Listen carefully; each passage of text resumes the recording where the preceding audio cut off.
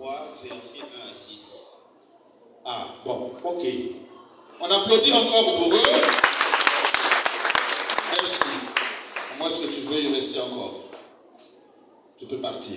Donc, l'évangile d'aujourd'hui, c'est dans Saint Luc, chapitre 3, du verset 1 au verset 6. Tu vas oublier? Il ne faut pas oublier. D'accord. Donc, chapitre 3, du verset 1. Voilà. Alors, dans Saint Luc, chapitre 3, verset 1 à 6, qu'est-ce que vous avez retenu? Qui a retenu quelque chose? Et si on vous demande en route, qu'est-ce que tu as retenu? Viens, mon frère, viens.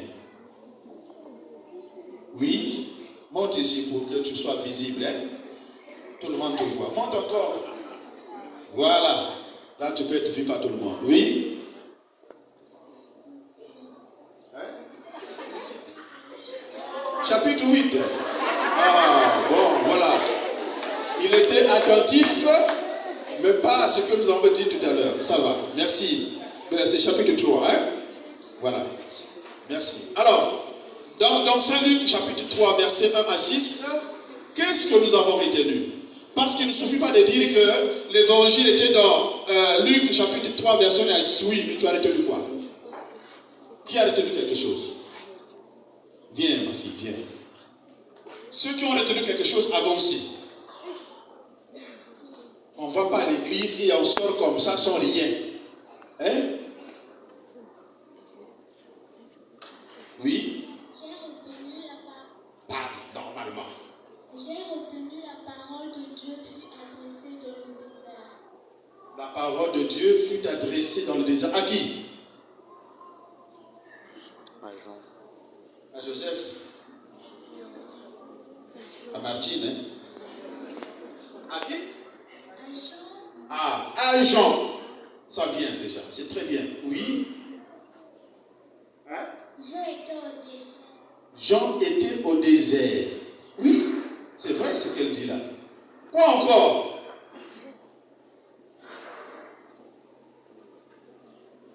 Donc vous n'avez rien retenu. Merci, vous pouvez aller vous asseoir. Alors, je me permets de lire l'évangile pour la 3e fois. Parce que quand on vient à l'église, on ne repart pas à la maison sans retenir quelque chose. L'essentiel de notre prière part de la parole de Dieu. Si on n'a pas retenu quelque chose, ça veut dire qu'on a raté la journée déjà. Hein? Je lis pour la 3e fois. Évangile de Jésus-Christ selon Saint Luc, au chapitre 3, du verset 1 au verset 6. Et donc, moi je prends le verset 2 déjà. La parole de Dieu fut adressée dans le désert à Jean, fils de Zacharie. Il parcourut toute la région de Jourdain. Il proclamait un baptême de conversion pour le pardon des péchés. Comme il est écrit dans le livre du prophète Isaïe. À travers le désert, une voix crie: préparez le chemin du Seigneur, aplanissez sa route. Pour avant sera comblé, toute montagne et toute colline seront abaissées. Les passages tortueux deviendront droits, les routes déformées seront aplanies, et tout homme verra le salut de Dieu. Amen. Il est vivant. Bon, voilà, maintenant, 3 fois déjà, ça suffit. Qui a retenu quelque chose? Les enfants. Encore toi. Bon, viens. Parce que c'est toi qui as retenu. Viens. Oui. Tu étais là aussi, non? Non. Tu as retenu quoi? Préparer le chemin du Seigneur. Préparer le chemin du Seigneur. Merci, bravo pour elle. Préparer le chemin du Seigneur. Qui encore? Donc vous ici, vous n'avez rien retenu. Hein?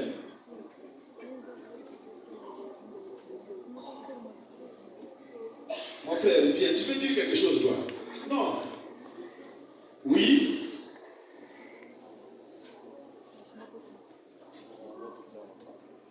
Je vous attends, vous êtes en train de lire. Après, vous allez venir. Oui? On a parlé de la proclamation du baptême de conversion. Le baptême de conversion. Merci, bravo pour elle. Ah, tu veux parler? Oui? Tu veux dire quoi?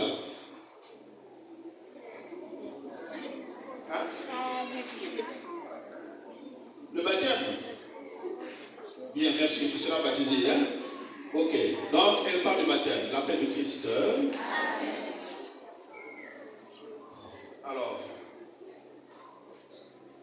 je tiens à rappeler à tout le monde. Désormais, à la messe de 9h, sachez qu'on interroge. Ça va? On interroge. Tu dois retenir quelque chose. Bien.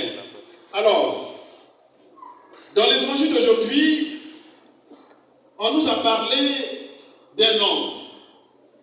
Jean, fils de Zacharie. Ah, on l'appellera plus tard comment? Jean qui? Jean-Luc. Ah non, pas Jean-Luc, mon frère. C'est qui encore?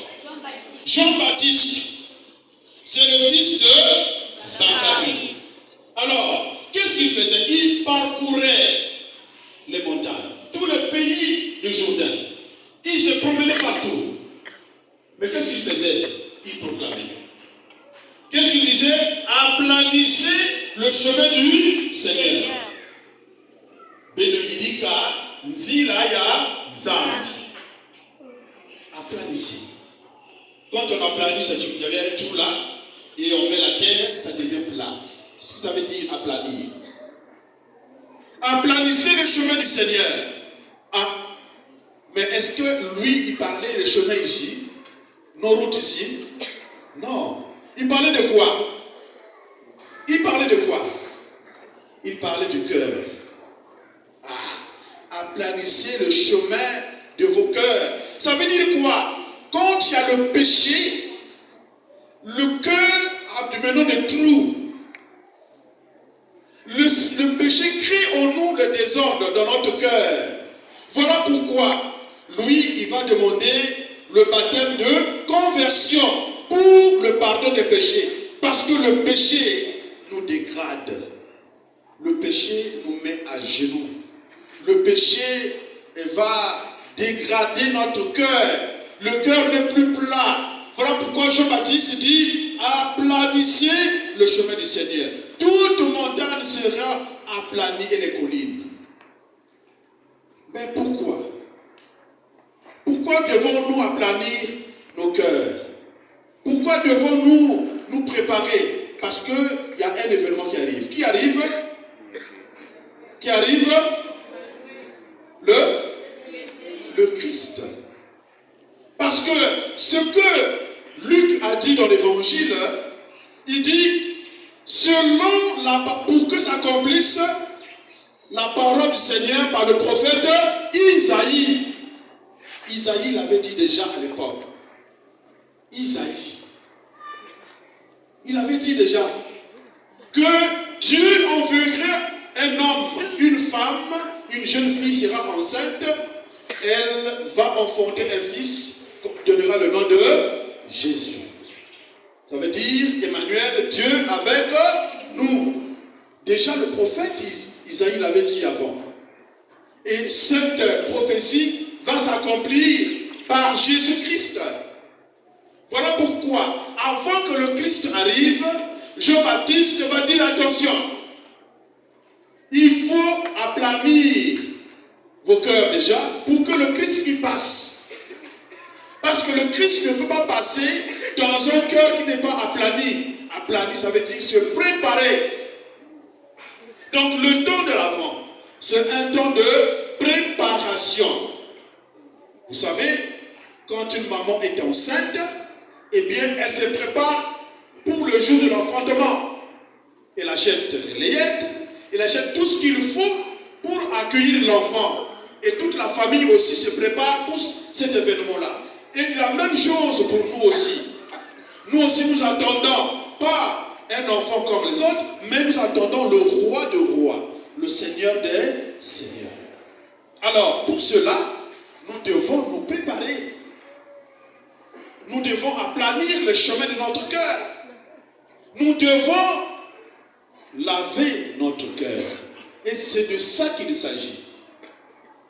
Mais, quand nous voyons dans toutes les lectures qui ont été proclamées, la première lecture avec le prophète Baruch, la deuxième lecture avec la lettre Saint-Paul aux Philippiens, toutes les trois lectures nous invitent à la confiance.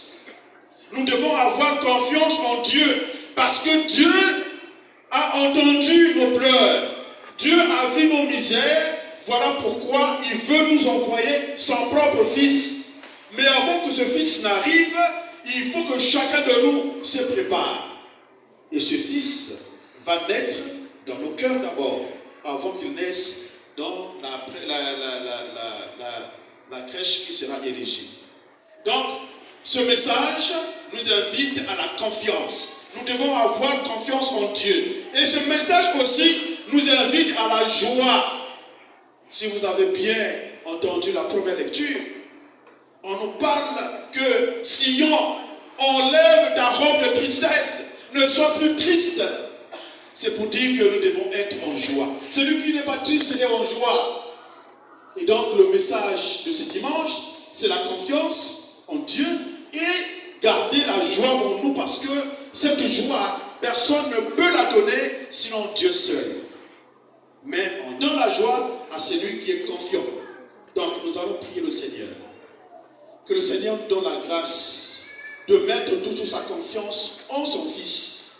Que le Seigneur mette la joie en nous pour que tout ce que nous allons faire, c'est pour nous préparer à la rencontre de Jésus-Christ qui viendra naître avant tout dans notre vie et dans